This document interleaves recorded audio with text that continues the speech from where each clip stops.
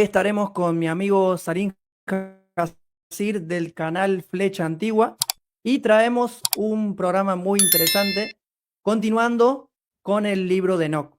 Hoy veremos los secretos del segundo y el tercer libro de Enoc, así que quédense allí, quédense hasta el final de la programación y dejen sus preguntas o comentarios en el chat, y luego de la transmisión también pueden dejar sus preguntas en los comentarios para tenerlos en cuenta. Así que vamos entonces a comenzar. Voy a darle la bienvenida a Salim. Hola Pablo, ¿cómo estás? ¿Cómo Muchísimas estás, gracias, Salim? muchísimas gracias nuevamente por la invitación. Complacido estar aquí en tu canal con tu audiencia, sobre todo con este interesante tema, ¿no?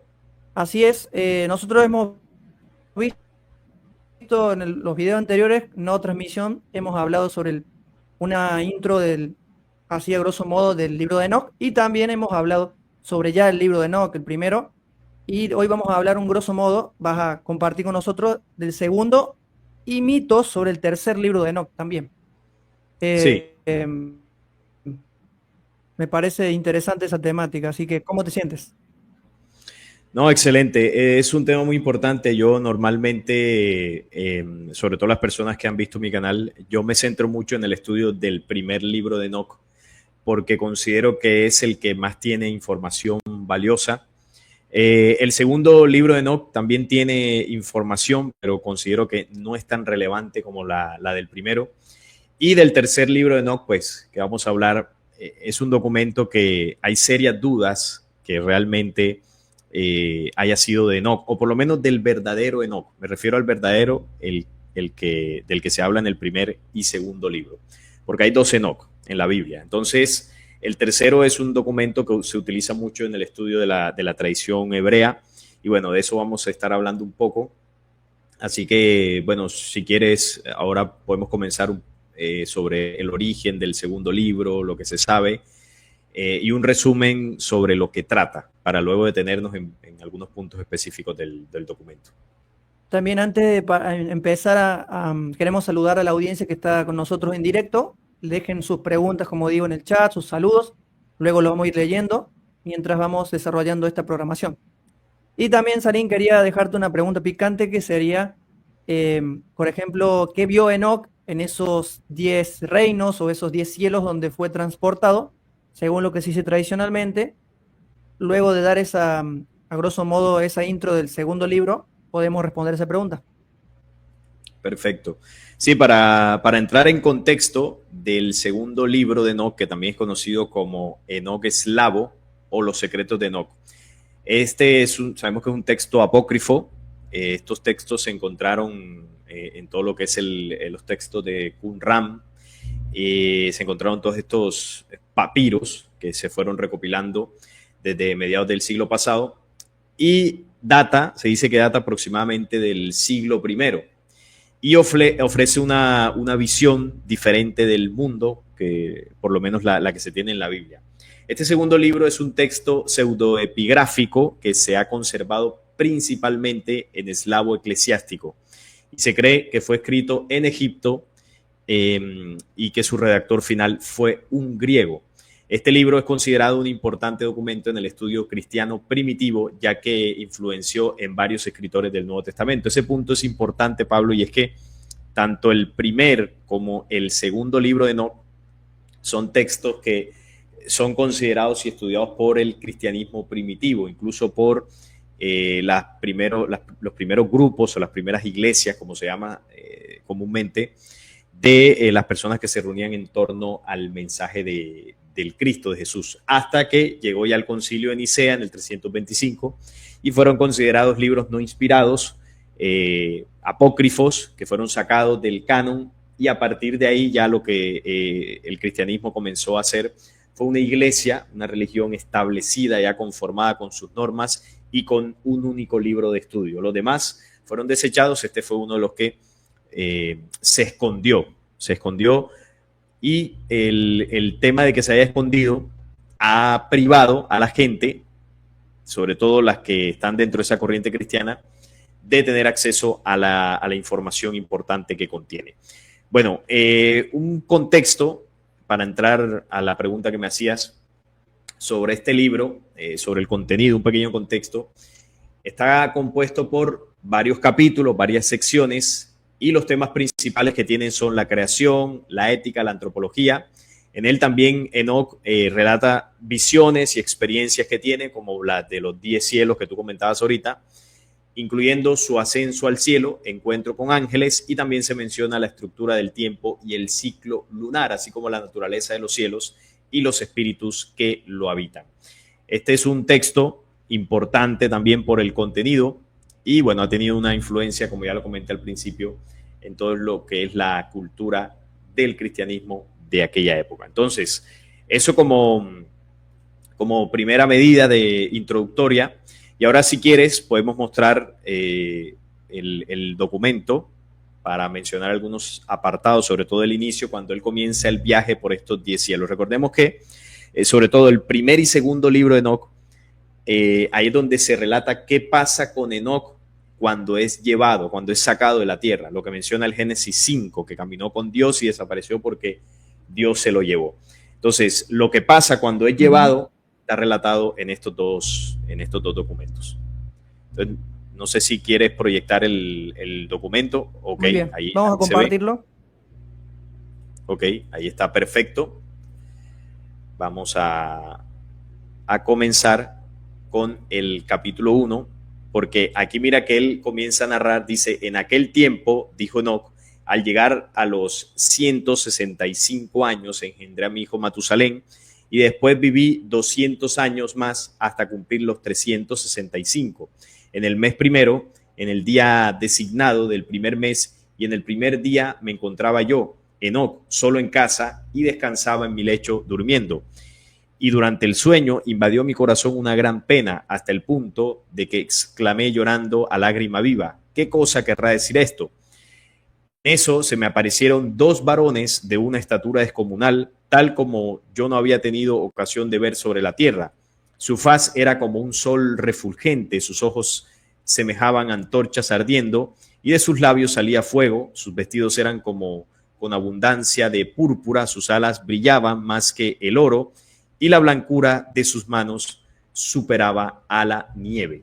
Y poniéndose en mi cabecera me llamaron por mi nombre. Yo desperté de mi sueño y vi claramente a aquellos 2 varones que estaban a mi lado. Me levanté enseguida y me postré de hinojos ante ellos, sobrecogido de pavor hasta tal punto que el miedo me hizo cambiar de color mi rostro. Y ellos dijeron, Enoc, ten ánimo de verdad y no te asustes, pues el Señor de la eternidad nos ha enviado a ti. Sábete que hoy vas a subir al cielo con nosotros. Comunica pues a tus hijos, a todos tus domésticos, los que tengan que hacer aquí abajo, en tu hacienda mientras tú estés ausente, y que nadie te busque hasta tanto que el Señor te restituya de los tuyos. Y él, bueno, ahí es donde es llevado.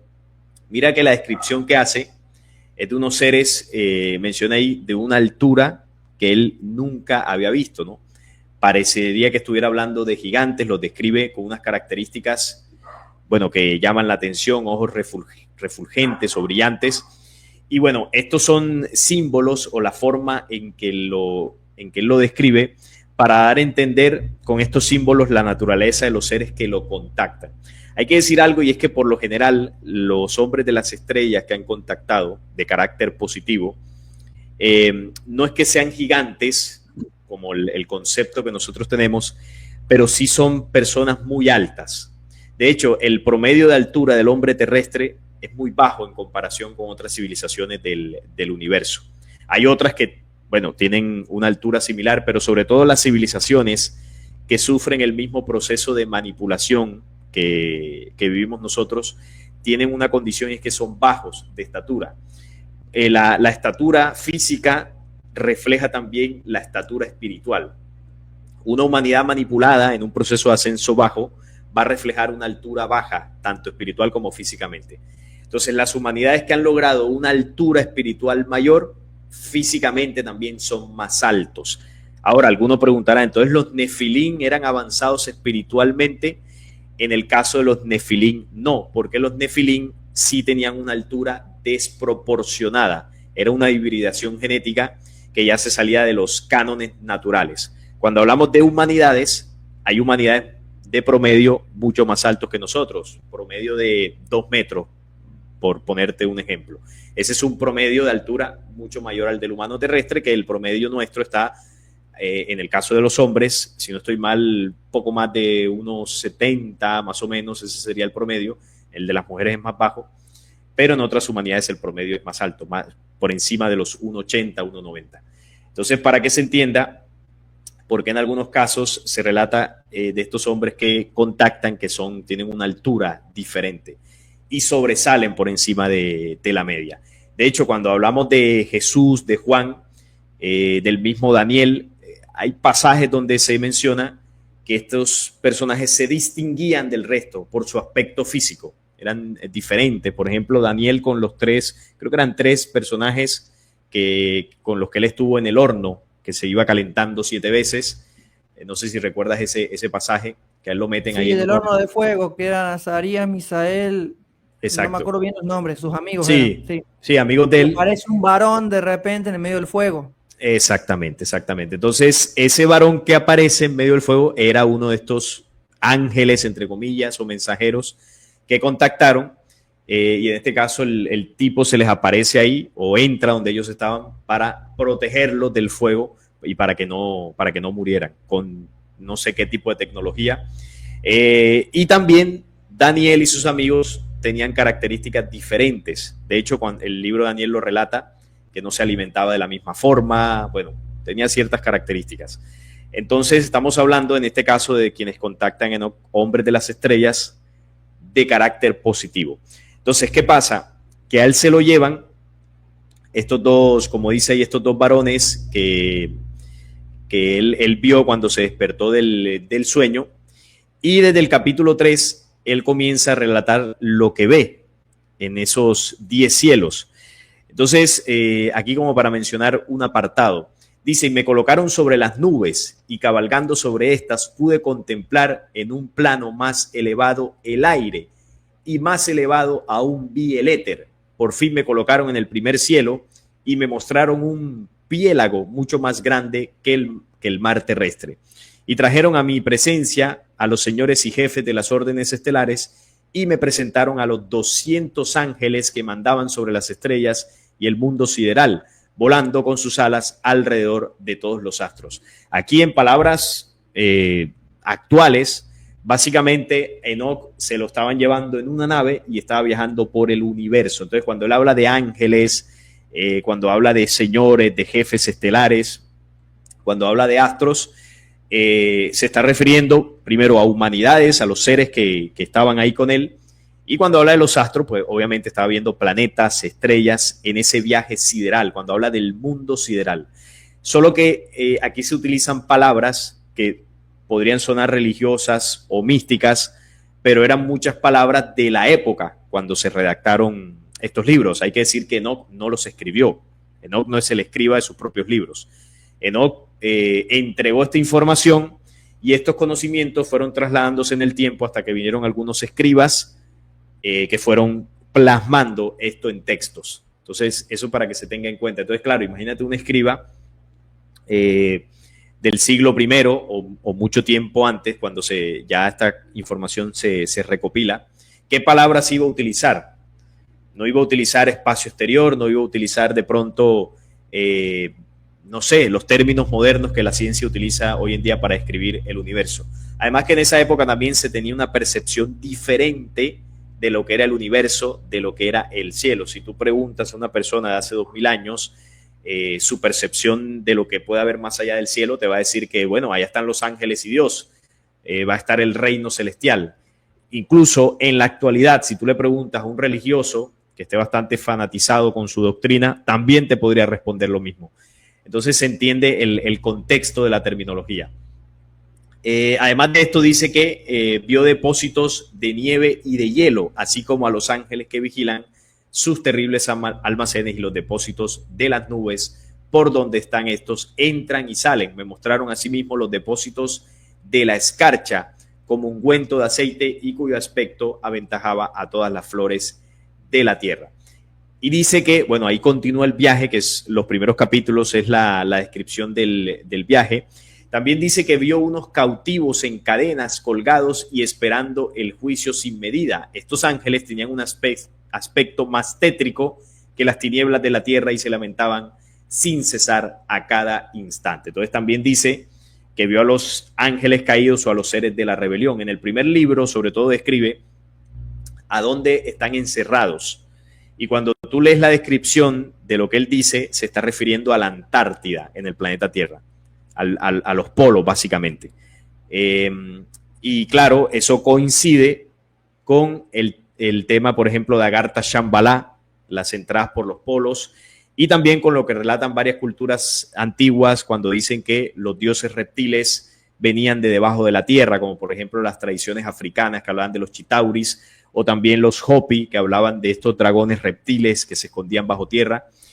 Coinciden, ¿no?, con estas tradiciones, y se sabe que esta rebelión que cayó hace cientos de miles de años, hoy en día se esconde bajo tierra, y una de las entradas a ese reino intraterreno son los polos, que son los lugares más recónditos de la tierra, y son perfectos para crear ahí bases o entradas a ese mundo intraterreno, que es algo que, por ejemplo, la teoría que tú has escuchado del terraplanismo, que dice que las prohibiciones del Tratado Antártico son para ocultar la forma de la Tierra. Lo que no saben ellos es que el Tratado Antártico es para ocultar las bases y el escondite de esa rebelión que muy bien denuncia Enoch desde su primer libro. Entonces, ese dato también es interesante. Por eso te decía que el primer libro es el que tiene unos datos bastante relevantes desde mi punto de vista con todo lo que revela, ¿no? Dice, y me dio una lástima de aquellos ángeles, se postraron entonces ante mí y me dijeron, hombre de Dios, ruega al Señor por nosotros.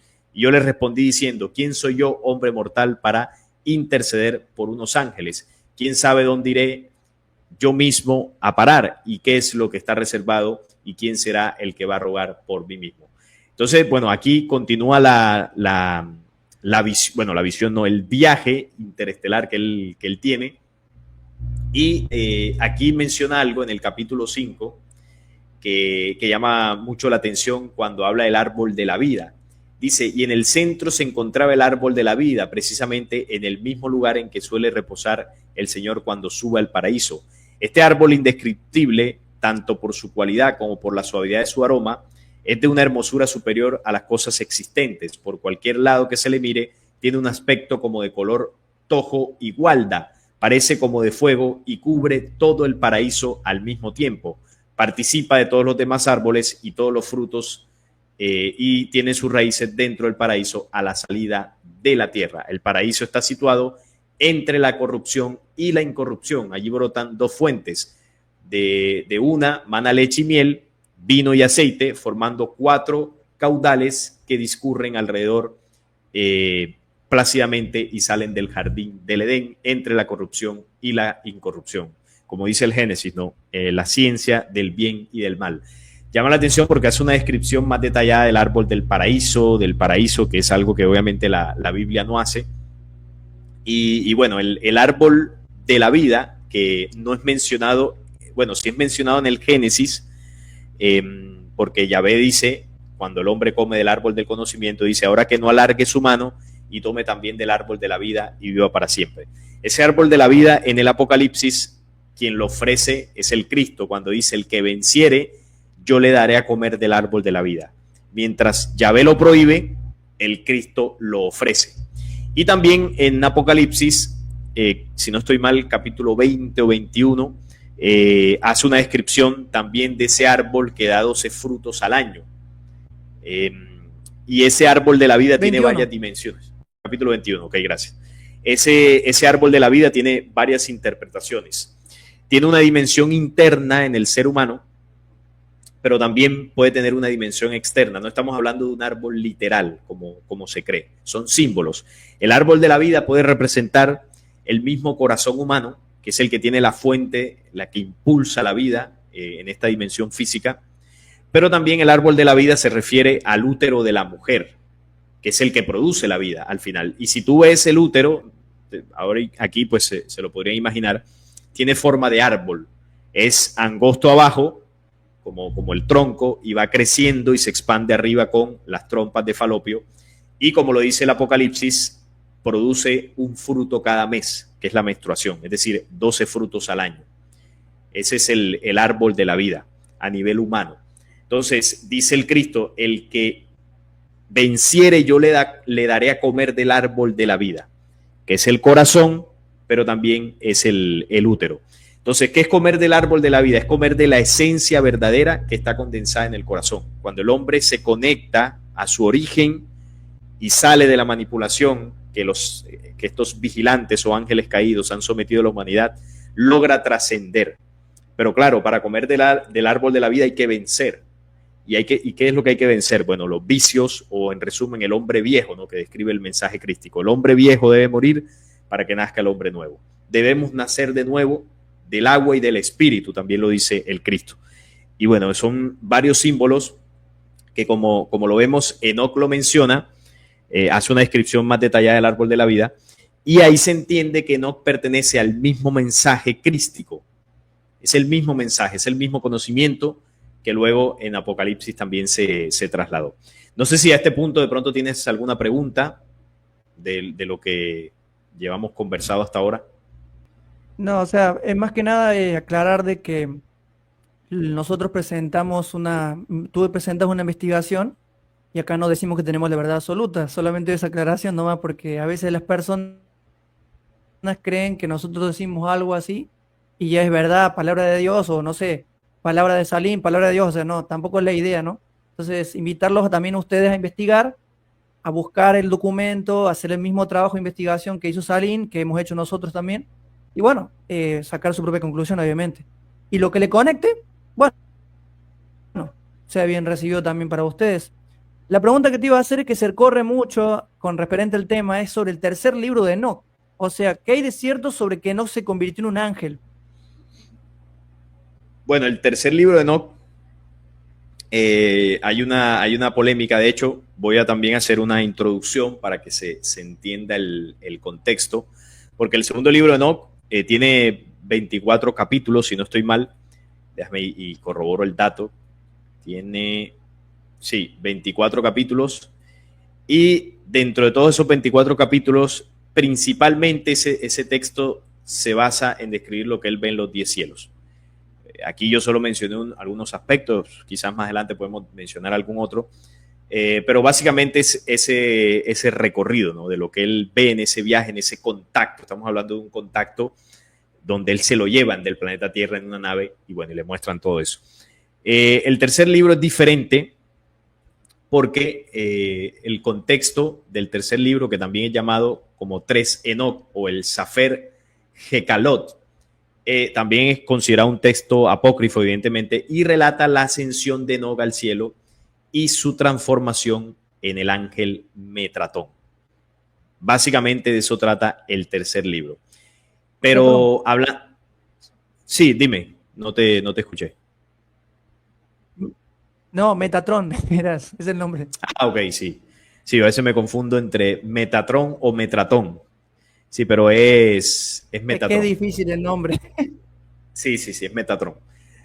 Bueno, ¿cuál es el origen de este libro? Este libro es un también pseudoepigráfico que se cree que fue escrito entre los siglos 2 y 5, o sea, es muy posterior tanto al primero como al segundo. Y eso genera dudas porque, claro, genera dudas de su veracidad, porque ya es bastante más nuevo en el tiempo.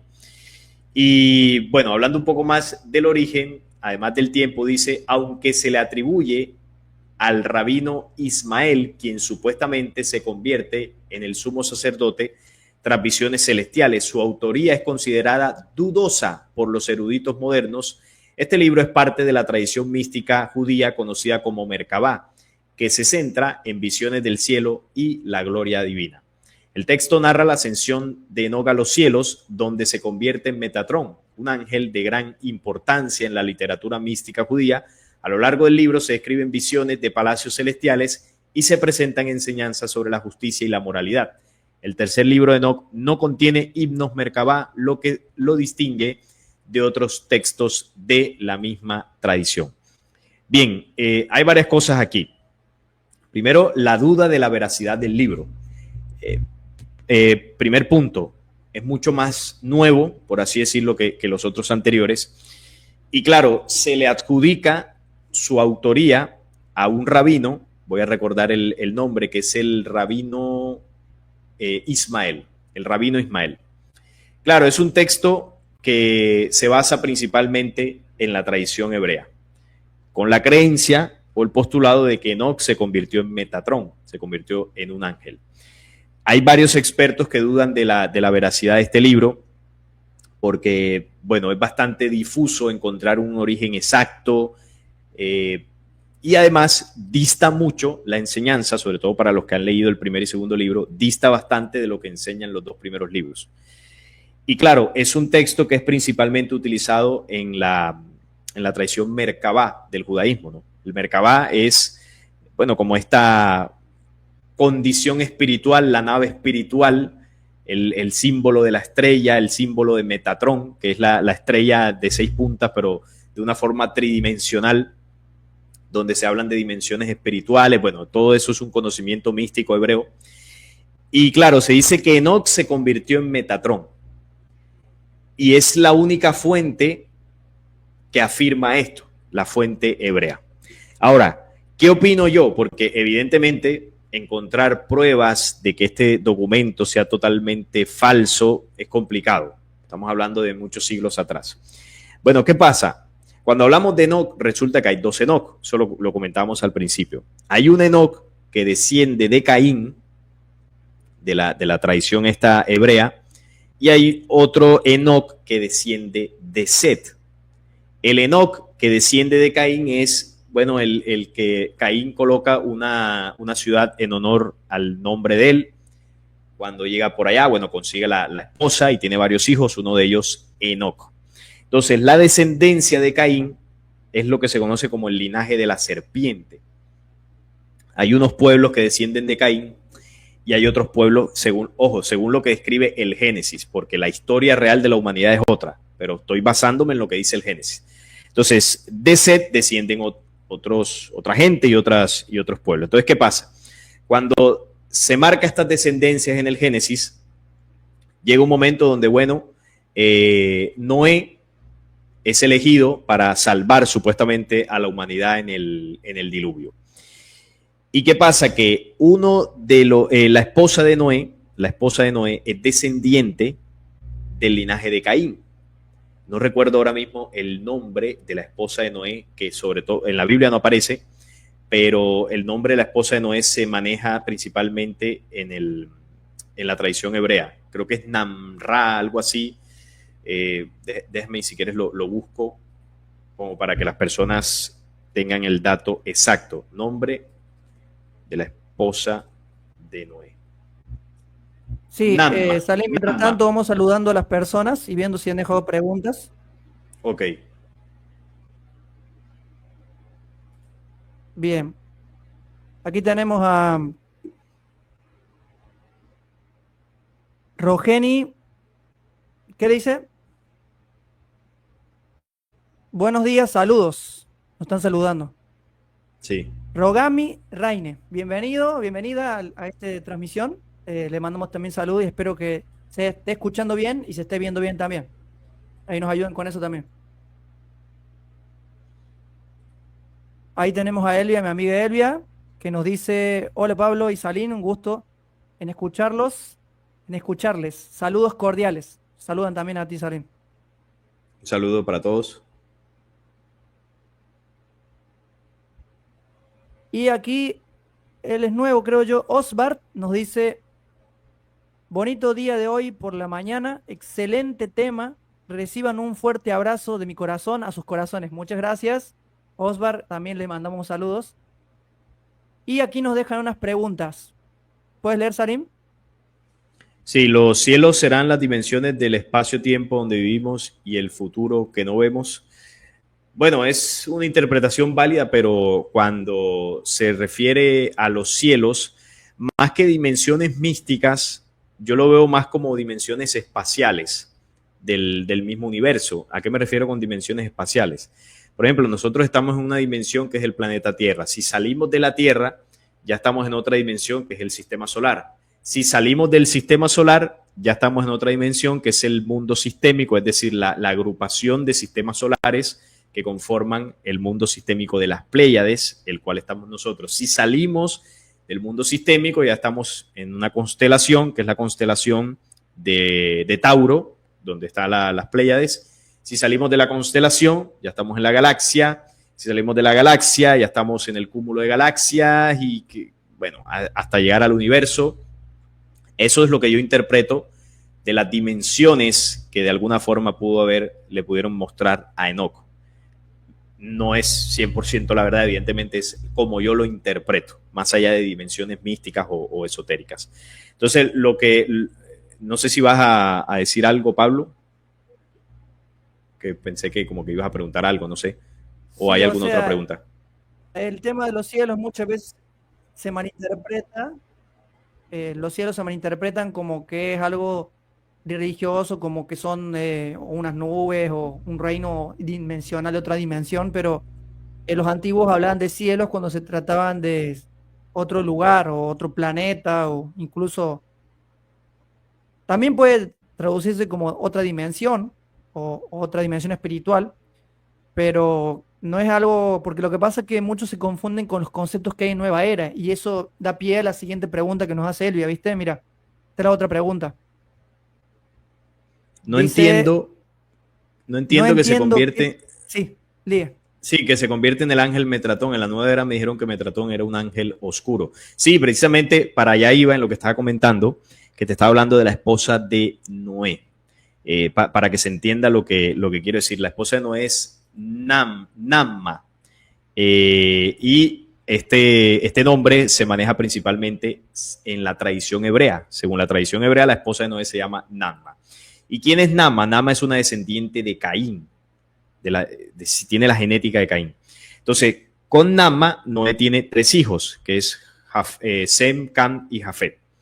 Los 3 tienen la genética de Caín. Y con quien, de alguna forma, sigue la descendencia que termina en lo que hoy en día es el pueblo judío, hebreo, como lo quieras llamar, es desde Sem, desde los pueblos semíticos. Entonces los pueblos semíticos tenían la descendencia de Caín, como también los de Cam, los cananeos y Jafet. Estos pueblos se traducen en lo que hoy es pueblos árabes, el pueblo hebreo, pueblos europeos y pueblos africanos. Eso es Cam, Sem y Jafet, en la actualidad en términos modernos para que se entienda.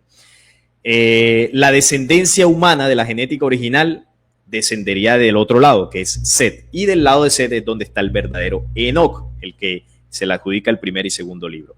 El otro Enoc desciende del lado de Caín. Entonces, ¿por qué me refiero a esto? Porque la tradición hebrea, que es la que estudia el tercer libro y la que dice que Enoc se convirtió en Metatrón, quizás ahí se estén refiriendo al segundo Enoc o al Enoc descendiente de Caín y no al Enoc descendiente de Set. Aunque ellos digan que es el Enoc descendiente de Set, el padre de Matusalén, porque ellos te van a decir eso. Entonces, Metatrón evidentemente es un ángel oscuro. ¿Quién es Metatrón? Es el ángel que aparece en el Antiguo Testamento cuando dice el ángel de Jehová. El ángel de Jehová no es una cristofonía, como dicen en las religiones. El ángel de Jehová es Metatrón, el que enviaba para acabar con miles o el que enviaba para contactar en muchas ocasiones a su pueblo. Entonces Metatrón tiene varias simbologías, una de ellas la estrella de 6 puntas, se dice que es la mano derecha de Yahvé, es el ángel de Yahvé. Entonces sí, es un ángel completamente oscuro, es uno de estos entes de la rebelión que, bueno, ascendió desde Enoc, dicen ellos, y bueno, Metatrón tiene varias características que son veneradas, vamos a utilizar ese término, en la nueva era. Es un ángel el que se le reza, tiene mantras, se hacen rituales místicos para invocar el poder de Metatrón. Se dice que es uno de los ángeles más poderosos, pero es una entidad. Entonces, hago todo este contexto de lo que dice el Génesis para que se entienda por qué en la tradición hebrea, que descienden del linaje de Caín, curiosamente un linaje que tiene a un Enoc, dicen que Enoc se convirtió en Metatrón, que es un ángel oscuro, la mano derecha del falso Dios Yahvé. Por eso considero yo, a nivel personal, que el tercer libro de Enoc no pertenece al verdadero Enoc o al Enoc descendiente de Set, sino que es un libro que fue creado por la tradición hebrea para crear una narrativa del origen del ángel Metatrón, es decir, que proviene de uno de los profetas, o sea, que uno de los profetas se convirtió en Metatrón, pero eso es, desde mi punto de vista, completamente falso. Por eso ese documento no hace parte de los estudios de los primeros cristianos, porque primero es un libro muy posterior y segundo no tiene la misma esencia de los dos primeros libros, solo es estudiado por la tradición hebrea. Y la pregunta aquí es, ¿por qué los hebreos no estudian los dos primeros libros también? ¿Por qué? Porque en esos dos primeros libros precisamente se denuncia la falsedad del Dios que los contactó. Entonces, ahí para que vayamos entendiendo cómo convenientemente ellos solo valoran el tercer libro Por y los conveniencia. otros dos no. Exactamente, como lo hace la iglesia.